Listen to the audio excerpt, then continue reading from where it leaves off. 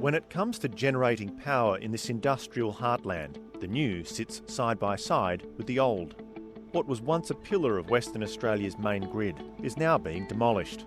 We're standing here on the ground of where the coal stockpile used to be for the old Kwinana power station. Next door, a gleaming, large-scale battery is changing the energy game. So it's 225 megawatts and 900 megawatt hours of storage. To put that into perspective, that's enough power to power 354,000 homes for 4 hours. Across WA's main electricity system, battery capacity has been added at a breathtaking speed and scale. There'll soon be about 1,400 megawatts of batteries online, enough to meet about 3/4 of typical demand for electricity at any one time. The last quarter of 2025, we saw more than 52% of our generation was renewable and storage, and less coal and gas. And as a result, prices came down for industry.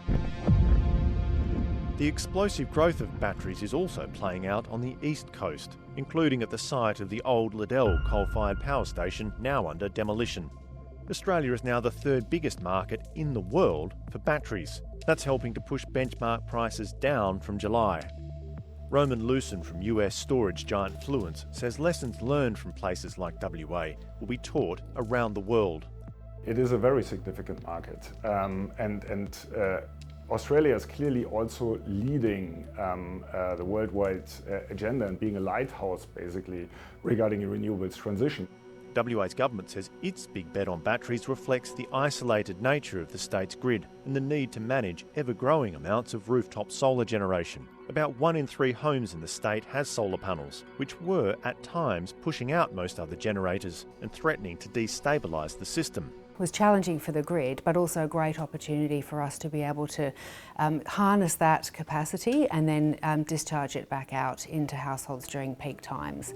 This volatility was evident as recently as 2024, when prices were crashing in the middle of the day and spiking at night. By the end of last year, that picture had changed completely, as batteries made solar power more valuable in the daytime and prices less extreme in the evening.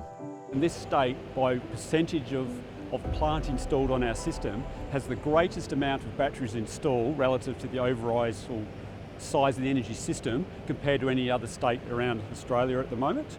There's now so much battery capacity in WA. It's meeting up to a third of demand in the evening, powered largely by solar generation. But it's not all plain sailing. The batteries have come with a hefty price tag of about $6 billion. Well, they're not a panacea either. You cannot run a grid only based on batteries, but it needs to be something that needs to be seen in the overall profile of the grid. 288 of these battery containers. Despite their limitations, Kurt Baker says batteries have changed the market forever and are here to stay.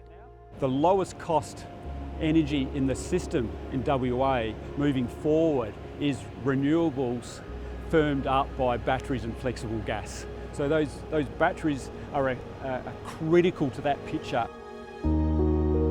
A transition charging ahead.